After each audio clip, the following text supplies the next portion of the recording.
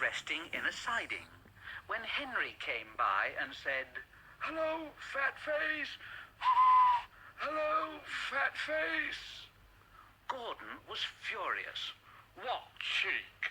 What cheek! That Henry is too big for his wheels. Fancy speaking to me like that. To me! To me, who has never had an accident. Never, ever had an accident. Percy was a bit puzzled. Oh, but Gordon, aren't jammed whistles and burnt safety valves accidents? No, indeed, they are not accidents. Not accidents. They're just high spirits. I mean, it might happen to any engine. But to come off the rails, well, I ask you, is it right? Is it decent, A few days later, it was Henry's turn to take the express. Gordon watched him getting ready. Better be careful, Henry. You're not pulling the flying kipper now, you know.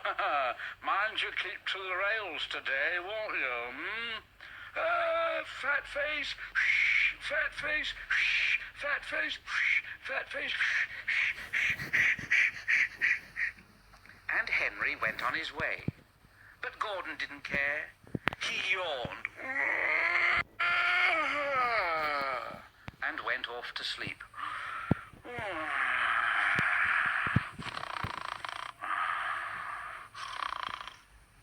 But he didn't sleep long, because his driver came along and said, "Come on, wake up, Gordon. A special train's coming and we're to pull it."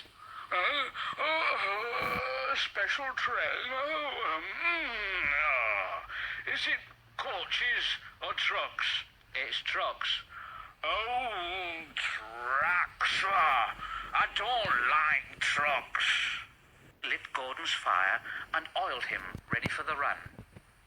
The fire was sulky and wouldn't burn, but they couldn't wait, so Edward pushed him onto the turntable to get him facing the right way. Gordon grumbled like anything. "I won't go, I won't go, I won't go." Edward said, "Don't be silly, don't be silly, don't be silly." Gordon tried hard, but he couldn't stop himself being moved. At last, he was on the turntable. Edward was uncoupled and backed away, and Gordon's driver and fireman jumped down to turn him round. The movement had shaken Gordon's fire. It was now burning nicely and making steam. But Gordon was cross and didn't care what he did. He waited till the table was halfway round, and he said, "I'll show 'em. I'll show 'em." And he moved slowly forward. He only meant to go a little way, just far enough to jam the table and stop it turning as he'd done once before. But he couldn't stop himself, and he crashed through the side of the turntable and then through some wooden railings, and he slipped and slithered down a bank into a ditch. His wheels churned around in the mud. My wheels are spinning. I can't get out. I can't get out. Oh, please get me out. Please get me out. But his driver and fireman said, "No, not a hope, not a hope.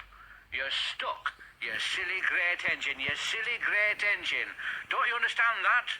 Don't you understand that, They telephoned the Fat Controller, who said, Yes. Oh, so Gordon didn't want to take the special and ran into a ditch. Oh, yes. What's that you say? The special's waiting? Well, tell Edward to take it, please. Yes. Gordon? Oh, leave him where he is.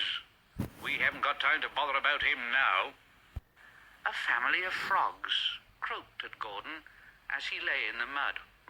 Gordon, Gordon, Gordon, Gordon, Gordon, Gordon.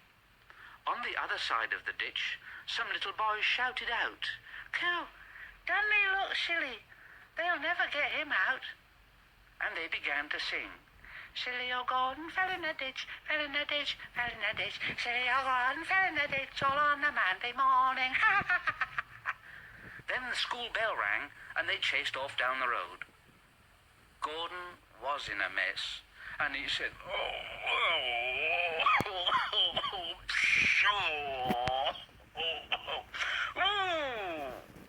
and he blew away 3 tadpoles and an inquisitive newt. And Gordon lay in the ditch all day long, and he was very, very unhappy. Oh dear, oh dear, I shall never get out. I shall never get out. But that evening they brought floodlights. Then, with powerful jacks, they lifted Gordon and made a road of sleepers under his wheels to keep him from the mud. Strong wire ropes were fastened to his back, and James and Henry, pulling hard, at last managed to bring him to the rails. Late that night, Gordon crawled home, a sadder and a wiser engine.